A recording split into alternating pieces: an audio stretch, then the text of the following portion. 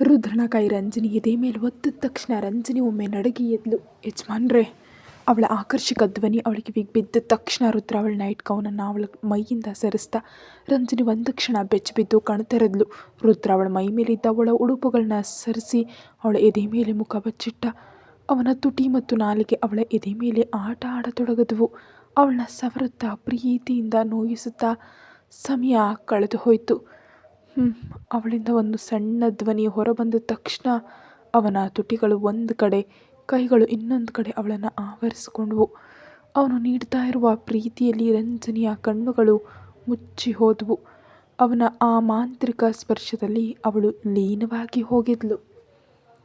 ಈ ಕ್ಷಣಗಳಲ್ಲಿ ರುದ್ರ ಕೂಡ ಅವಳಿಗೆ ಸಂಪೂರ್ಣವಾಗಿ ಶರಣಾಗಿದ್ದ.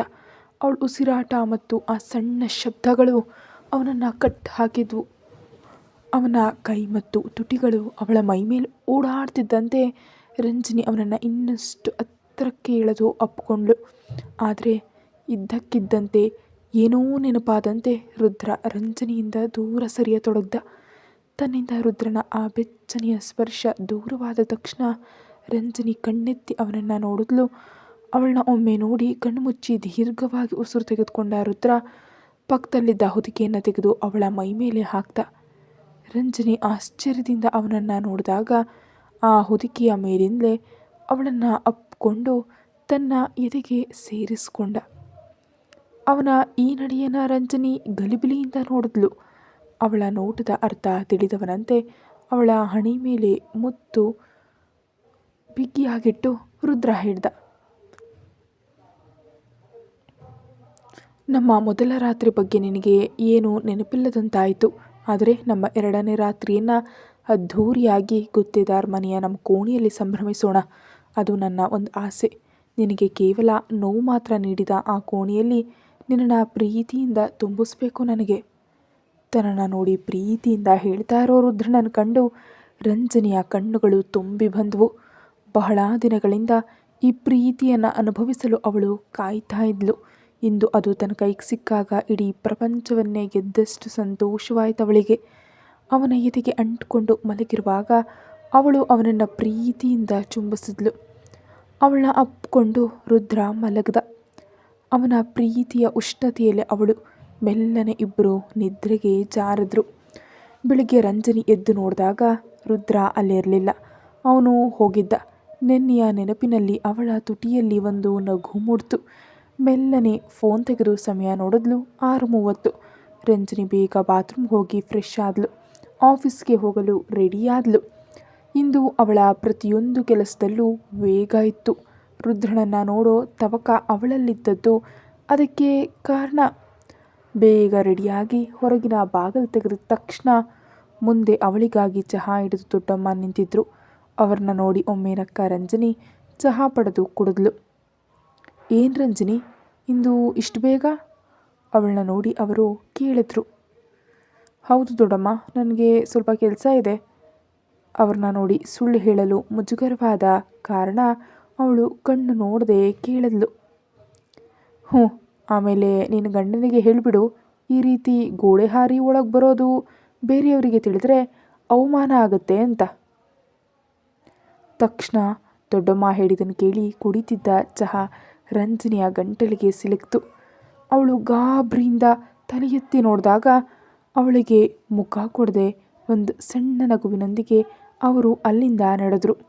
ರಂಜನಿ ಈಗಲೂ ಆಘಾತದಲ್ಲಿದ್ದಾಳೆ. ದೊಡ್ಡಮ್ಮ ಹೇಳಿದ ಮಾತಿನ ಅರ್ಥ, ಹಾಗಾದರೆ ದೊಡ್ಡಮ್ಮನಿಗೆ ಎಲ್ಲವೂ ತಿಳಿದಿದೆ. ರಂಜನಿ ಬೇಗ ಕೆಳಗೆ ಹೋದ್ಲು. ಸಂಜಯ್ ಮತ್ತು ಶರಣ್ಯ ರೆಡಿಯಾಗಿ ನಿಂತಿದ್ರು. ಅವರ ನಡವಳಿಕೆಯಿಂದ ದೊಡ್ಡಮ್ಮ ಅವರಿಗೇನು ಹೇಳಿಲ್ಲ ಅಂತ ಅವಳಿಗೆ ತಿಳಿಯಿತು. ನಿನ್ನೆ ರಂಜನಿ ಎಲ್ಲಿ ಹೋಗಿದ್ದೆ ಅಂತ ಕೇಳಿದಾಗ ಒಬ್ಬ ಫ್ರೆಂಡ್ ನೋಡಲು ಹೋಗಿದ್ದೆ ಅಂತ ಹೇಳಿ ತಪ್ಪಿಸ್ಕೊಂಡ್ಳು. ಬೇಗ ಆಫೀಸ್ಗೆ ತಲುಪಿದ ತಕ್ಷಣ ರಂಜನಿ ರುದ್ರನ ಕ್ಯಾಬಿನ್ಗೆ ಹೋದ್ಲು. ಆದರೆ ಅಲ್ಲಿ ಯಾರೂ ಇರಲಿಲ್ಲ. ರುದ್ರ ಇಂದು ಬಂದಿಲ್ಲ ಅಂತ ತಿಳಿದಾಗ ರಂಜನಿಗೆ ಏನೋ ಒಂಥರ ಬೇಸರ ಆಯಿತು. ನಂತರ ಅವಳು ತನ್ನ ಸೀಟಿಗೆ ಹೋಗಿ ಕೂದ್ಲು. ಆದರೆ ರಂಜನಿಯ ಬದಲಾವಣೆಗಳನ್ನು ಸಂಜಯ್ ಮತ್ತು ಶರಣ್ಯ ಗಮನಿಸ್ತಿದ್ರು. ರುದ್ರ ಈ ಆಫೀಸ್ಗೆ ಬಂದಾಗಿನಿಂದ ರಂಜನಿಯಲ್ಲಿ ಏನೋ ಬದಲಾವಣೆಗಳು ಆಗ್ತಿವೆ ಅಂತ ಅವರಿಗೆ ಅನ್ನಿಸ್ತಿತ್ತು. ನಿನ್ನೆ ಇಬ್ಬರು ಒಟ್ಟಿಗೆ ರಜೆ ಹಾಕಿದ್ದು ಮತ್ತು ಅಲ್ಲಿವರೆಗೆ ಸುಮ್ಮನಿದ್ದ ರಂಜನಿ ಈಗ ಇಷ್ಟು ಆ್ಯಕ್ಟಿವ್ ಆಗಿರೋದನ್ನು ಅವರು ಗಮನಿಸಿದ್ರು. ಆದರೆ ಈಗಲೇ ಅವಳನ್ನು ಏನೂ ಕೇಳೋದು ಬೇಡ ಅಂತ ಸುಮ್ಮನಾದರು. ಆದರೆ ರಂಜನಿಯ ಮನಸ್ಸು ಪೂರ್ತಿ ರುದ್ರನ ಮೇಲಿತ್ತು. ತನಗೆ ಹೇಳದೆ ಅವನು ಎಲ್ಲಿಗೆ ಹೋದ ಎಂಬ ಚಿಂತೆ ಅವಳನ್ನು ಕಾಡ್ತಿತ್ತು. ರಂಜನಿಗೆ ರುದ್ರನ ಮೇಲೆ ಕೋಪ ಮತ್ತು ಬೇಸರ ಎರಡು ಒಟ್ಟಿಗೆ ಬಂತು. ಅಂದು ತಲೆನೋವು ಅಂತ ಹೇಳಿ ಮಧ್ಯಾಹ್ನವೇ ಅವಳು ಆಫೀಸ್ನಿಂದ ಹೊರಟಳು. ಸ್ವಲ್ಪ ದೂರ ಹೋದ ತಕ್ಷಣ ಅವಳ ಟೂ ವೀಲರ್ ಮುಂದೆ ಒಂದು ಕಾರ್ ಬಂದು ಬ್ರೇಕ್ ಹಾಕಿ ನಿಂತಿತು. ಮೊದಲು ಅದನ್ನು ಅಷ್ಟ ಗಮನಿಸ್ತಿದ್ರು. ಆ ಕಾರ್ನಿಂದ ಹೊರಬಂದ 3-4 ಗೂಂಡಾಗಳನ್ನು ಕಂಡ ತಕ್ಷಣ ರಂಜನಿಯ ಹಣೆ ಮೇಲೆ ಬೆವರಿನ ಹನಿಗಳು ಮೂಡಿದ್ವು. ಅವರು ಅವಳ ಹತ್ತಿರ ಬಂದು ರಂಜನಿಯನ್ನು ಬಲವಂತವಾಗಿ ಸ್ಕೂಟಿಯಿಂದ ಕೆಳಗಿಳಿಸಿದ್ರು. ಬಾರ ಇಲ್ಲಿ. ಅದರಲ್ಲೊಬ್ಬ ರಂಜನಿ ಕೈ ಹಿಡಿದು ಮುಂದಕ್ಕೆ ಎಳೆದ ತಕ್ಷಣ ಅವನು ಹಿಡಿದಿದ್ದ ಅವಳ ಬಲಗೈಗೆ ವಿಪರೀತವಾದ ನೋವಾಗತೊಡಗಿತ್ತು. ನೀವ್ಯಾರು? ನಿಮಗೇನು ಬೇಕು? ಅವರ ಕೈಯಿಂದ ಬಿಡಿಸಿಕೊಳ್ಳಲು ಪ್ರಯತ್ನಿಸುತ್ತಾ ರಂಜನಿ ಕೇಳಿದ ತಕ್ಷಣ ಅವಳ ಕೆನ್ನೆಗೆ ಮೊದಲು ಏಟು ಬಿದ್ದಿತು.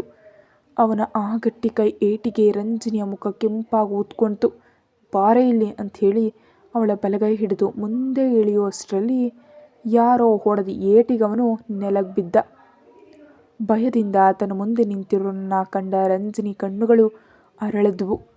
ಮುಂದೆ ಕೋಪದಿಂದ ನಿಂತಿರೋ ತರುಣ್ ಮತ್ತು ಅವನ ಹಿಂದೆ ನಿಂತಿರೋ ರಾಹುಲ್ ಅವರನ್ನ ಕಂಡ ತಕ್ಷಣ ಅವಳಿಗೆ ನೆಮ್ಮದಿಯಾಯಿತು. ಅಲ್ಲಿವರೆಗೆ ಅವಳನ್ನ ಆವರಿಸಿದ್ದ ಭಯ ಮಾಯವಾಯಿತು. ತಕ್ಷಣವೇ ರಂಜನಿಯ ಬಲಗಡೆಯಿಂದ ಇನ್ನೊಬ್ಬ ಗುಂಡ ತರುಣ್ ಮೇಲೆ ಕೈ ಎತ್ತದಾಗ ರಾಹುಲ್ ಅವನನ್ನು ಒಡೆದು ಕೆಳಗೆ ಹಾಕ್ದ. ಅದಕ್ಕೆ ಇಲ್ಲಿ ಬನ್ನಿ. ರಾಹುಲ್ ಅವರನ್ನ ಎದುರಿಸೋ ಸಮಯದಲ್ಲಿ ತರುಣ್ ರಂಜನಿಯನ್ನು ಸುರಕ್ಷಿತ ಜಾಗಕ್ಕೆ ಕರ್ಕೊಂಡು ಹೋದ. ಆದರೆ ಅನಿರೀಕ್ಷಿತವಾಗಿ ಒಬ್ಬನು ರಂಜನಿ ಕಡೆ ಚಾಕು ಹಿಡಿದು ಬಂದಾಗ ಅವಳು ಭಯದಿಂದ 2 ಅಡಿ ಹಿಂದೆ ಹೋದ್ಲು. ಆ ಕ್ಷಣ ಅವಳು ಸಾವನ್ನ ಕಣ್ಣೆದುರು ಕಂಡಿದ್ಲು. ಅಷ್ಟರಲ್ಲೇ ತರುಣ್ ಬಂದು ಅವಳನ್ನ ರಕ್ಷಿಸ್ದ. ನಂತರ ಎಲ್ಲವೂ ವೇಗವಾಗಿ ನಡೀತು. ಅವರು ಕೇವಲ ಇಬ್ಬರೇ ಇದ್ದರು. ಆ ಗೂಂಡಾಗಳನ್ನು ಚೆನ್ನಾಗಿ ಎದುರಿಸಿದ್ರು. ರಂಜನಿ ಆಗಲೂ ಭಯದಿಂದ ರಸ್ತೆ ಬದಿಯಲ್ಲಿ ನಿಂತಿದ್ಲು. ಗೂಂಡಾಗಳನ್ನು ಹೊಡೆದು ನಂತರ ತರುಣ್ ಮತ್ತು ರಾಹುಲ್ ರಂಜನಿ ಹತ್ರ ಹೋದರು. ತನ್ನ ಸುತ್ತಲೂ ಏನು ನಡೀತಿದೆ ಅಂತ ತಿಳಿಯದೆ ರಂಜನಿ ತಬ್ಬಿಬ್ಬಾಗಿ ನಿಂತಳು. ಅದಕ್ಕೆ ಅಂತ ಕರೆದ ರಾಹುಲ್ ಅವಳನ್ನ ಅಪ್ಪಿಕೊಂಡಾಗ ರಂಜನಿ ಅವನ ಎದೆಗೆ ವಾಲೆ ನಿಂತಳು. ಅವಳ ದೇಹ ಭಯದಿಂದ ನಡುಕ್ತಾ ಇರೋದನ್ನು ಕಂಡು ಅವನು ಅವಳ ಬೆನ್ನು ಸವರ್ದ. ಅವರು ಹೋದರು. ಅದಕ್ಕೆ ಹೆದರಬೇಡಿ. ಅದನ್ನು ಕೇಳಿದ ರಂಜನಿ ಮೆಲ್ಲನೆ ರಾಹುಲ್ನಿಂದ ದೂರ ಸರಿದ್ಲು. ಇನ್ನು ಅದಕ್ಕೆ ಇಲ್ಲಿ ನಿಲ್ಲೋದು ಬೇಡ. ಅದಕ್ಕೆ ನಮ್ಮ ಮನೆಗೆ ಬಿಡೋದಕ್ಕೆ ಅಣ್ಣ ಹೇಳಿದ್ದಾರೆ. ಅದಕ್ಕೆ ನಾವೀಗ ಮನೆಗೆ ಹೋಗೋಣ. ಬನ್ನಿ ಹತ್ತಿ. ತರುಣ್ ಮತ್ತು ರಾಹುಲ್ ರಂಜನಿಯನ್ನು ಅವರು ಬಂದಿದ್ದ ಕಾರ್ನಲ್ಲಿ ಹತ್ತಿಸ್ಕೊಂಡ್ರು. ಪ್ರಯಾಣದ ಸಮಯದಲ್ಲಿ ಯಾರೂ ಏನನ್ನೂ ಮಾತಾಡಲಿಲ್ಲ. ರಂಜನಿ ಜೊತೆ ಹೇಗೆ ಮಾತು ಆರಂಭಿಸಬೇಕು ಅಂತ ತರುಣ್ ಮತ್ತು ರಾಹುಲ್ಗೆ ತಿಳಿತಾ ಇರಲಿಲ್ಲ. ರಂಜನಿ ಕೂಡ ಕಾರ್ನಲ್ಲಿ ಮೌನವಾಗಿ ಕೂತಿದ್ಲು. ಸ್ವಲ್ಪ ಸಮಯದ ಹಿಂದೆ ನಡೆದ ಘಟನೆ ಅವಳ ಮನಸ್ಸಿನಲ್ಲಿ ಅಚ್ಚೊತ್ತಿತ್ತು. ಯಾರು ಮತ್ತು ಯಾಕೆ ತರನ ಹೀಗೆ ತೊಂದರೆ ಮಾಡ್ತಿದ್ದಾರೆ ಅಂತ ಅವಳಿಗೆ ಎಷ್ಟು ಯೋಚಿಸಿದ್ರೂ ತಿಳಿಲಿಲ್ಲ. ಆದರೆ ಒಂದು ವಿಷಯ ಖಚಿತ, ಶತ್ರುಗಳಿರೋದು ತನಗಲ್ಲ, ಯಜಮಾನ್ರಿಗೆ.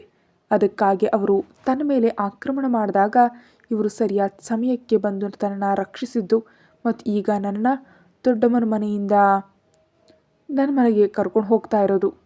ಇದ್ದಕ್ಕಿದ್ದಂತೆ ಕಾರ್ ಬ್ರೇಕ್ ಹಾಕಿ ನಿಂತಾಗ ರಂಜನಿ ಆಲೋಚನೆಯಿಂದ ಎಚ್ಚರಗೊಂಡ್ಳು. ಅವಳ ತವರು ಮನೆಯ ಮುಂದೆ ಈಗ ಕಾರ್ ನಿಂತಿದೆ. ಹೊರಗೆ ನೋಡಿದಾಗ ಕತ್ತಲಾಗಿತ್ತು. ಫೋನ್ ತೆಗೆದು ಸಮಯ ನೋಡಿದಾಗ 8 ಗಂಟೆ ಕಳೆದಿತ್ತು. ರಂಜನಿ ಕಾರ್ನಿಂದ ಕೆಳಗಿಳಿದ್ಲು. ರಂಜನಿಯನ್ನು ನಿರೀಕ್ಷಿಸುತ್ತಿದ್ದಂತೆ ತಂದೆ, ತಾಯಿ, ರಾಕೇಶ್ ಮತ್ತು ತಾತ ಸೇರಿದಂತೆ ಇಡೀ ಕುಟುಂಬವೇ ಮನೆಯ ಮುಂದಿನ ಹಜಾರದಲ್ಲಿ ಕಾಯ್ತಾ ಇದ್ರು. ಅವ್ರನ್ನ ಕಂಡ ತಕ್ಷಣ ರಂಜನಿ ಓಡ್ ಹೋಗಿ ಅಮ್ಮನನ್ನು ಅಪ್ಕೊಂಡು ನಿಂತಳು. ಅಷ್ಟರ ಮಟ್ಟಿಗೆ ಅವಳು ಆ ಕ್ಷಣ ಭಯಪಟ್ಟಿದ್ಲು.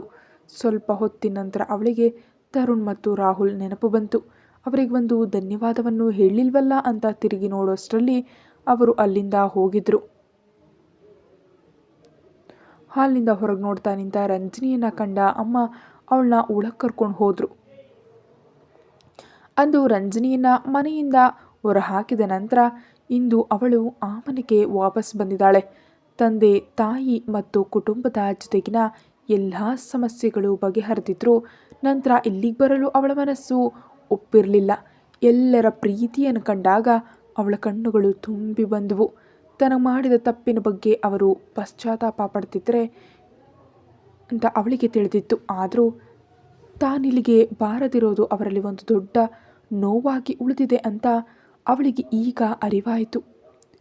ಎಲ್ಲರನ್ನು ಒಮ್ಮೆ ನೋಡಿ ನಕ್ಕು ಸ್ವಲ್ಪ ಸಮಯ ಅವರ ಜೊತೆ ಕಳೆದ ನಂತರ ಅವಳು ತನ್ನ ಕೋಣೆಗೆ ಹೋದಳು. ಬಹಳ ದಿನಗಳ ನಂತರ ಅವಳು ತನ್ನ ಕೋಣೆಗೆ ಹೋಗ್ತಿದ್ದಾಳೆ. ಮದುವೆಯ ಹಿಂದಿನ ದಿನದವರೆಗೂ ಮಲಗಿದ್ದು ಇದೇ ಕೋಣೆಯಲ್ಲಿ.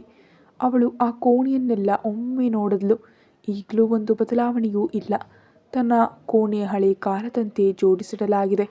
ತನ್ನ ಬೀರು ತೆರೆದಾಗ ಅದರಲ್ಲಿ ನೀಟಾಗಿ ಜೋಡಿಸಿಟ್ಟಿರೋ ಬಟ್ಟೆಗಳ ಮೇಲೆ ಅವಳು ಕೈ ಸವರಿಸಿದ್ಲು. ಈಗಲೂ ಅಮ್ಮ ಎಲ್ಲವನ್ನ ಅಂದವಾಗಿಟ್ಟಿದ್ದಾರೆ. ಅದರಿಂದ ಒಂದು ಆರೆಂಜ್ ಬಣ್ಣದ ಲಂಗಾದವಣಿ ತೆಗೆದುಕೊಂಡು ಅವಳು ಸ್ನಾನಕ್ಕೆ ಹೋದ್ಲು. ಸ್ನಾನ ಮಾಡಿ ರೆಡಿಯಾಗಿ ಹೊರಗೆ ಬಂದಾಗ ಅವಳಿಗಾಗಿ ಅಮ್ಮ ಕೋಣೆಯಲ್ಲಿ ಕಾಯ್ತಾ ಇದ್ರು. ಇಬ್ಬರು ಸೇರಿ ಕೆಳಗೆ ಹೋದರು. ಎಲ್ಲರೂ ಒಟ್ಟಿಗೆ ಕೂತು ಊಟ ಮಾಡಿದ್ರು. ಬಹಳ ದಿನಗಳ ನಂತರ ರಂಜನಿ ಬಂದಿದ್ದರಿಂದ ಎಲ್ರಿಗೂ ಅವಳಿಗೆ ಊಟ ತಿನ್ನಿಸೋ ತವಕ ಇತ್ತು. ಎಲ್ಲರೂ ಒಟ್ಟಿಗೆ ಕೂತು ಸ್ವಲ್ಪ ಹೊತ್ತು ಮಾತಾಡಿದ ನಂತರ ಒಬ್ಬೊಬ್ಬರಾಗಿ ಮಲಗೋದಕ್ಕೆ ಹೋದರು. ಅಂದು ಹಗಲು ಸ್ವಲ್ಪ ಕಷ್ಟ ಅನಿಸಿದ್ರೂ ರಾತ್ರಿ ಬಹಳ ಸಂತೋಷದಿಂದ ಅವಳು ಮಲಗಿದ್ಲು. ಮರುದಿನ ಬೆಳಿಗ್ಗೆ ರಂಜನಿ ಎದ್ದ ತಕ್ಷಣ ಎಂದಿನಂತೆ ಸ್ನಾನ ಮಾಡಿ ಬಟ್ಟೆ ಬದಲಿಸಿ ಕೆಳಗೆ ಹೋದ್ಲು. ಎಲ್ಲರೂ ಬಹಳ ಬ್ಯುಸಿಯಾಗಿದ್ದರು. ಅಮ್ಮ ಅಡುಗೆಯಲ್ಲಿ, ತಂದೆ ಮತ್ತು ಅಣ್ಣ ಯಾರನ್ನೋ ಫೋನಲ್ಲಿ ಕರೆಯೋ ಬ್ಯುಸಿಯಲ್ಲಿದ್ದರು. ಅಡುಗೆ ಮನೆಗೆ ಬಂದ ರಂಜನಿಯನ್ನು ಕಂಡ ಅಮ್ಮ ಬೇಗ ಅವಳ ಕೈಗೆ ಒಂದು ಕಪ್ ಕಾಫಿ ಕೊಟ್ಟರು. ನಂತರ ಅವಳಿಗಾಗಿ ಬಾಳೆಕಾಯಿ ಪಲ್ಯ ಬಡಿಸಿದ್ರು. ಅಡುಗೆ ಮನೆಯಲ್ಲೇ ಕೂತು ಅಮ್ಮನ ಜೊತೆ ಮಾತಾಡ್ತಾ ರಂಜನಿ ಊಟ ಮಾಡಿದ್ಲು. ಮಧ್ಯೆ ಮಧ್ಯೆ ಅಮ್ಮ ಅವಳಿಗೆ ತುತ್ತು ಕೊಡ್ತಾ ಇದ್ರು. ಬಹಳ ಸಮಯದ ನಂತರ ಅಮ್ಮನ ಕೈಯಿಂದ ಊಟ ಮಾಡಿದ್ದು ಅವಳಿಗೆ ಮನಸ್ಸು ತುಂಬಿ ಬರುವಂತೆ ಮಾಡಿತು. ತಕ್ಷಣ ತಂದೆ ಅವಳ ಕೈಗೆ ಒಂದು ಬಾಕ್ಸ್ ತಂದು ಕೊಟ್ಟರು. ರಂಜನಿ ಏನೂ ತಿಳಿದೆ ಇದೇನಪ್ಪ ಅಂತ ಕೇಳಿದ್ಲು. ಬಾಕ್ಸ್ ಮತ್ತು ರಮೇಶ್ ಅವರನ್ನ ನೋಡ್ತಾ ಕೇಳಿದ ರಂಜನಿಯನ್ನು ಕಂಡು ಅವರು ಒಮ್ಮೆ ನಕ್ಕಿದ್ರು. ಮರ್ತು ಹೋಯ್ತಾ? ಇಂದು ನನ್ನ ಮಗಳ ಹುಟ್ಟುಹಬ್ಬ. ಕಳೆದ ವರ್ಷ ಇದೆಲ್ಲವನ್ನ ನೆನಪಿಟ್ಕೊಳ್ಳಲು ಅಥವಾ ಆಚರಿಸಲು ಯಾರ ಸ್ಥಿತಿಯೂ ಚೆನ್ನಾಗಿರಲಿಲ್ವಲ್ಲ, ಅದಕ್ಕೆ ಈ ವರ್ಷ ನಾವು ಆಚರಿಸಲೇಬೇಕು. ಅವರ ಮೊದಲ ಮಾತುಗಳಲ್ಲಿ ಅಪರಾಧಿ ಪ್ರಜ್ಞೆ ಇದ್ದರೂ ಕೊನೆಯ ಮಾತುಗಳಲ್ಲಿ ಸಂತೋಷದ ಮಾತ್ರ ಇತ್ತು. ಬೇಗ ಈ ಸೀರೆ ಬದಲಿಸಿ ಅಮ್ಮನ ಜೊತೆ ದೇವಸ್ಥಾನಕ್ಕೆ ಹೋಗ್ಬನ್ನಿ. ಬಂದ ನಂತರ ನಾವೆಲ್ಲರೂ ಸೇರಿ ಸಂಭ್ರಮ ಮಾಡೋಣ. ಒಂದು ನಗುವಿನೊಂದಿಗೆ ತಂದೆ ಹೇಳಿದಾಗ ಅವಳ ಕಣ್ಣುಗಳು ತುಂಬಿ ಬಂದವು. ಇಲ್ಲಿಯವರೆಗಿನ ಅವಳ ಎಲ್ಲ ಹುಟ್ಟುಹಬ್ಬಗಳು ಸಂಭ್ರಮದಿಂದಲೇ ನಡೆದಿದ್ವು, ಕಳೆದ ವರ್ಷವೊಂದನ್ನು ಬಿಟ್ಟು. ಆದರೆ ಇಂದು ತಾನು ಕಳ್ಕೊಂಡ ಎಲ್ಲ ಸಂತೋಷಗಳು ಮರಳಿ ಸಿಕ್ಕಿವೆ. ಅದನ್ನು ನೆನೆದು ಅವಳ ತುಟಿಯಲ್ಲಿ ಒಂದು ನಗು ಮೂಡ್ತು. ತುಂಬಿದ ಕಣ್ಣುಗಳಿಂದ ತನ್ನನ್ನು ನೋಡ್ತಾ ಇರುವ ರಂಜನಿಯನ್ನು ಕಂಡಾಗ ಅವಳ ಮನಸ್ಸಿನಲ್ಲಿ ಏನಿದೆ ಅಂತ ರಮೇಶ್ಗೆ ತಿಳಿತು. ಅವಳನ್ನ ಅಪ್ಕೊಂಡು ಪ್ರೀತಿಯಿಂದ ಮುತ್ತಿಟ್ರು. ತಂದೆ ಉಡುಗೊರೆ ಕೊಟ್ಟ ಮೇಲೆ ರಾಕೇಶ್ ಕಡೆಯಿಂದಲೂ ಒಂದು ಗಿಫ್ಟ್ ಸಿಕ್ತು. ತೆರೆದು ನೋಡಿದಾಗ ಅದರಲ್ಲಿ ಆಭರಣವಿತ್ತು. ನಂತರ ತಾತನ ಕಡೆಯಿಂದಲೂ ಉಡುಗೊರೆ ಸಿಕ್ತು. ಎಲ್ರಿಗೂ ಧನ್ಯವಾದ ಹೇಳಿ ಸಂತೋಷದಿಂದ ದೇವಸ್ಥಾನಕ್ಕೆ ಹೋಗುವಾಗ ರಂಜನಿಯ ಮನಸ್ಸು ತುಂಬಿತ್ತು. ಅಮ್ಮನ ಜೊತೆ ಕೃಷ್ಣನ ಮುಂದೆ ಕೈ ಮುಗಿದು ನಿಂತಾಗ ಕಳೆದು ಹೋದ ಎಲ್ಲ ಸಂತೋಷಗಳನ್ನು ಮರಳಿ ನೀಡಿದ ದೇವರಿಗೆ ಅವಳು ಮನಃಪೂರ್ವಕವಾಗಿ ಧನ್ಯವಾದವನ್ನು ಹೇಳಿದ್ಲು. ಎಷ್ಟು ಬೇಗ ಮನೆಗೆ ಬರಬೇಕು ಎಂಬ ತವಕ ಅವಳಲ್ಲಿದ್ದದ್ದು. ಅಮ್ಮನ ಜೊತೆ ಕೆಲವು ಪೂಜೆಗಳನ್ನ ಮಾಡಿಸಿ ಕೃಷ್ಣನಿಗೆ ತುಳಸಿ ಮಾಲೆ ಹಾಕಿಸಿದ ನಂತರ ಅವರು ಮನೆಗೆ ಮರಳಿದ್ರು. ಮನೆಗೆ ಹೋಗೋ ಮೊದಲು ಮನೆ ಮುಂದೆ ಸಾಲಾಗಿ ನಿಂತಿದ್ದ ಕಾರುಗಳನ್ನ ಕಂಡ್ಲು. ಅವುಗಳನ್ನ ಆಶ್ಚರ್ಯದಿಂದ ನೋಡ್ತಾ ಮನೆಯೊಳಗೆ ಹೋದ್ಲು. ಆದರೆ ಹಾಲ್ನಲ್ಲಿ ಕೂತಿರೋ ಜನರನ್ನು ಕಂಡ ರಂಜನಿಯ ಕಣ್ಣುಗಳು ಅರಳಿದ್ವು. ಅಲ್ಲಿ ಶಂಕರ್ ಗೌಡ್ರು, ಪ್ರತಾಪ್ ಸಿಂಹ, ಜನಾರ್ದನ್, ಸರಸ್ವತಿ, ಸೌಮ್ಯ, ಲತಾ ಮತ್ತು ಪುಟ್ಟು ಖುಷಿ ಸೇರಿದಂತೆ ತರುಣ್, ರಾಹುಲ್ ಮತ್ತು ಆದಿತ್ಯ ಕೂಡ ಇದ್ದರು. ರಂಜನಿಗೆ ಒಂದು ಕ್ಷಣ ತಾನು ಕಾಣ್ತಿರೋದು ನಿಜವೇ ಅಂತ ತಿಳಿಯದೆ ಕಣ್ಣುಗಳಲ್ಲಿ ಬಿಗಿಯಾಗಿ ಮುಚ್ಚಿ ಮತ್ತೆ ತೆರೆದು ನೋಡಿದ್ಲು. ಅಲ್ಲ, ಇದು ಸತ್ಯವೇ? ಎಲ್ಲರೂ ಅವಳನ್ನೇ ನೋಡ್ತಿದ್ರು. ಅನಿರೀಕ್ಷಿತವಾಗಿ ಅವರನ್ನ ಕಂಡಾಗ ರಂಜನಿಗೆ ತನ್ನೊಳಗೆ ಗಲಿಬಿಲಿಯೋ, ಟೆನ್ಷನ್ ಅಥವಾ ಸಂತೋಷವೋ ಅಂತ ತಿಳಿಯದಂತಾಯಿತು. ಅರಳಿದ ಕಣ್ಣುಗಳಿಂದ ಸುತ್ತಲೂ ನೋಡಿದಾಗ ತಂದೆ, ಅಮ್ಮ, ರಾಕೇಶ್, ತಾತ ಮತ್ತು ವಿಜಯ್ ಕೂಡ ಇದ್ರು. ಅವರ ಹಿಂದೆ ಸಂಜಯ್ ಮತ್ತು ಶರಣ್ಯ ನಿಂತಿದ್ರು. ಜೊತೆಗೆ ದೊಡ್ಡಮ್ಮ ಕೂಡ. ಸಂಜಯ್ ಮತ್ತು ಶರಣ್ಯ ಮುಖದಲ್ಲಿ ಹೇಗೆ ಮರೆ ನಮ್ಮ ಹತ್ರ ಇದನ್ನೇನು ಹೇಳ್ದೇ ಇಲ್ವಲ್ಲ ನೀನು ಎಂಬ ಎಕ್ಸ್ಪ್ರೆಷನ್ ಇತ್ತು. ದೊಡ್ಡಮ್ಮನ ಮುಖದಲ್ಲಿ ಒಂದು ನಗು ಇತ್ತು. ಅವಳ ಅಮ್ಮ, ಅಪ್ಪ, ಅಣ್ಣ ಮತ್ತು ತಾತ ಎಲ್ಲರೂ ಬಹಳಾನೇ ಸಂತೋಷದಲ್ಲಿದ್ದರು. ಅದನ್ನು ಕಂಡಾಗ ರಂಜನಿಗೆ ಸಮಾಧಾನವಾಯಿತು. ಹಾಗಾದರೆ ಇದೆಲ್ಲವೂ ಮನೆಯವರಿಗೆ ತಿಳಿದೇ ನಡೀತಿದೆ. ಎಲ್ಲರನ್ನ ಒಟ್ಟಿಗೆ ಕಂಡಾಗ ಅವಳಿಗೆ ಅಪಾರವಾದ ಸಂತೋಷವಾಯಿತು. ಬಡಿತಾ ಇರೋ ಹೃದಯವನ್ನು ಹತೋಟಿಗೆ ತರಲು ಪ್ರಯತ್ನಿಸ್ತಾ ರಂಜನಿ ಮತ್ತೊಮ್ಮೆ ಸುತ್ತಲೂ ನೋಡಿದ್ಲು.